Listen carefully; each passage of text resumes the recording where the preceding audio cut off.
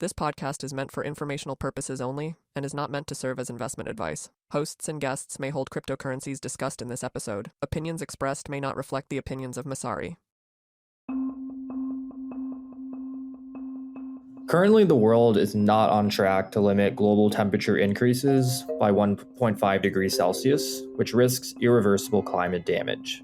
Two major infrastructure challenges are delaying progress. First, the grid is old and was designed for large centralized fossil fuel plants, not distributed energy resources like rooftop solar panels. Second, stronger incentives are needed to encourage consumers to deploy and install DERs like solar panels. Overcoming these challenges will require $21 trillion to be invested in the clean energy transition over the next 25 years. Luckily, DePIN can help solve these infrastructure challenges. Using token incentives, blockchain as a coordination layer, and crypto economics, DePIN can help accelerate the deployment of DERs and solve coordination issues with the grid to integrate these devices seamlessly into our energy system. I'll explain why our energy infrastructure is not ready for the future, how DePIN can overcome these problems, and lay out the landscape and timeline for energy DePIN adoption. I'm Dylan Bane, and here's the story.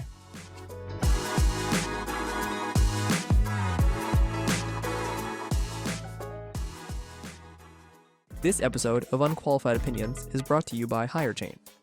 Your next hire could come from anywhere: a recruiter, a job board, a referral network, or a conference.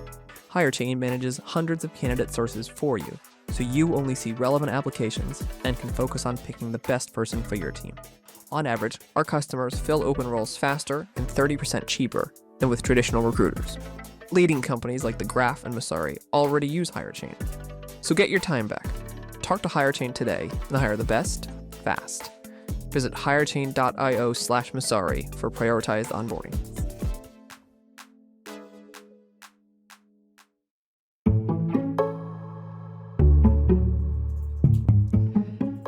Dylan, welcome back to the pod. Good to be on. Great. Let's start with the basics. Where are we in terms of progress for achieving climate goals, and what are the core infrastructure challenges facing this transition? Yeah, so in terms of keeping global temperature increases beneath 1.5 degrees Celsius, we're about 17% on track for the UN's goals, so we're very behind. We're spending about $500 billion a year on solar deployment to accelerate clean energy transition, but this isn't quite enough. We need to double, maybe triple that spending for 2030 targets and much more for 2050. We also need to spend about $5 trillion on grid-related digitization and upgrades to integrate distributed energy resources like solar panels and batteries and EV chargers and wind turbines at scale. And also the grid is just a disaster in general. So like in the UK, the queue to join the grid if you're a new large-scale utility solar plant is as long as 15 years, sometimes longer. And just the grid being outdated and having these kinds of issues is completely holding the clean energy transition back. So things aren't looking great right now. Okay, so how does DePIN, where does DePIN come in and help solve these problems? So I think DePIN is coming in at multiple levels. So first, it's incentivizing deploying and installing DERs like solar panels using token incentives. So the idea is that DePIN can scale the expansion of clean energy much faster than any other incentive structure, and in the most capital efficient way possible. So lowest cost to get the most energy expansion out. I think the second way DePIN's coming in is it's aggregating these DERs like batteries and solar panels and thermostats to provide higher quality real-time data to the grid. And this can better manage supply and demand and solve other issues that can lead to blackouts and surges and shortages and just having an inefficient grid. I think the way it's doing that is just giving more visibility into DERs. So you're aggregating all these devices, they're giving you real-time data. They're also giving over control of their energy flows. And this is allowing the grid to much better integrate these, distributed energy resources that weren't originally designed for the grid, which was made for large centralized fossil fuel plants.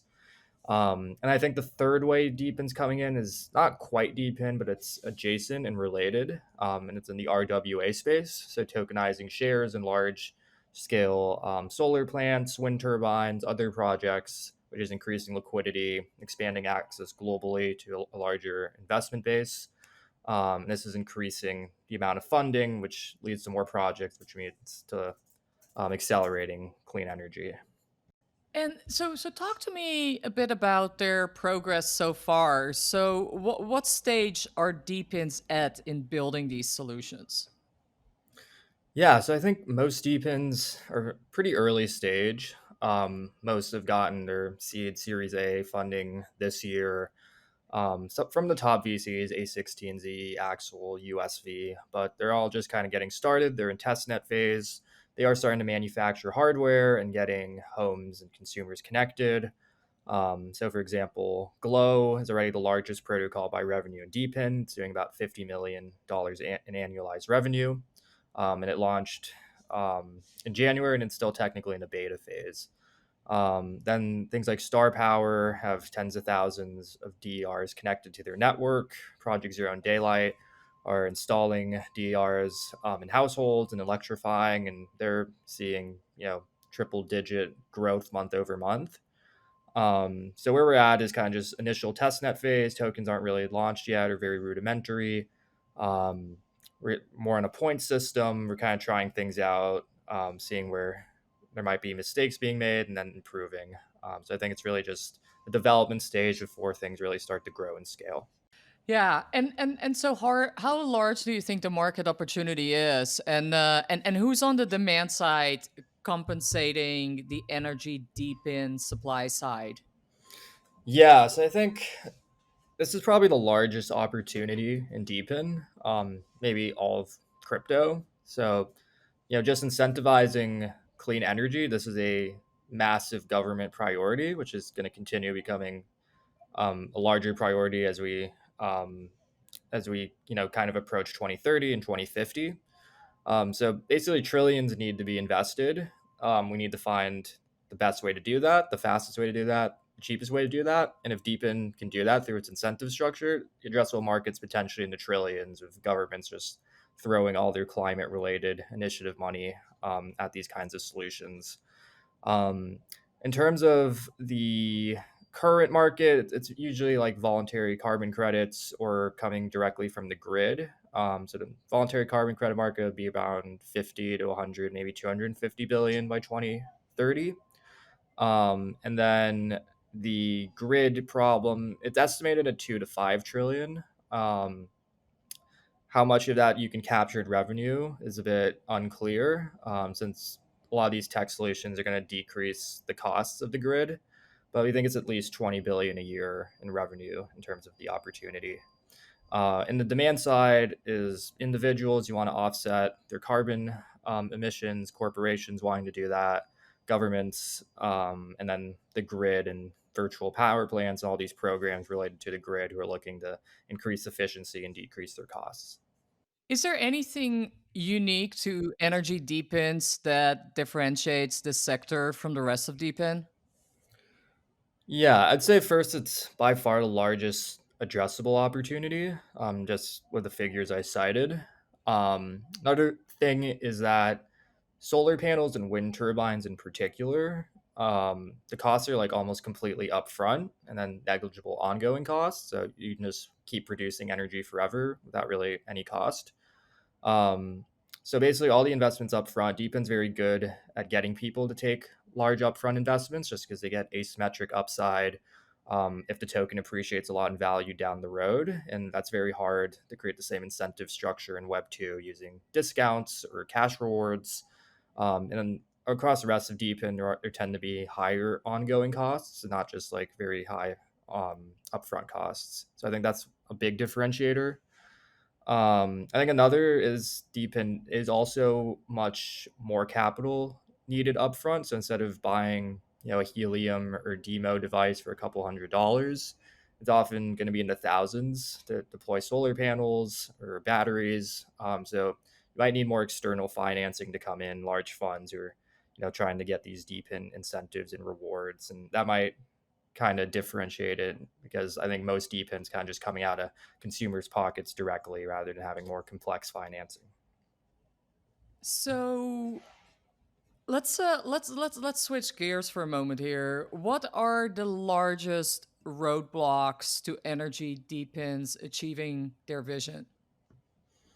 Yeah, I think the biggest roadblock is everything's very experimental right now. Like, these are unprecedented models that no one's really tried, and mistakes are definitely going to be made.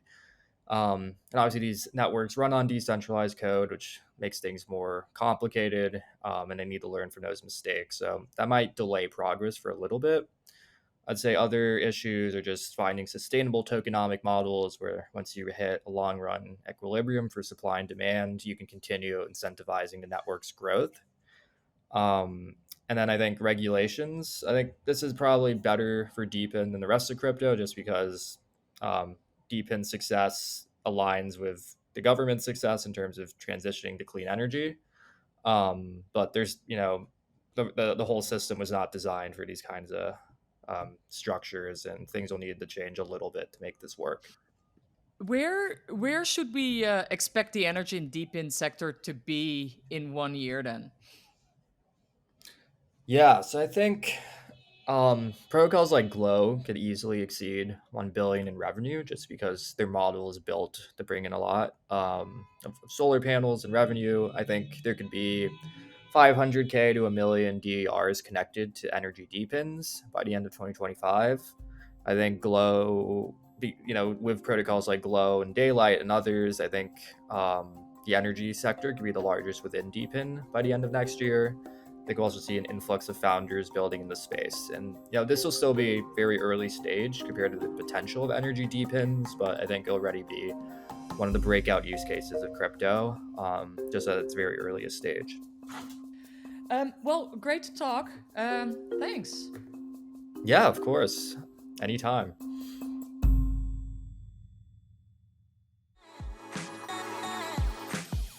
This episode was produced by Steve Bichimer, based on my report on DePIN's energy sector in November 2024.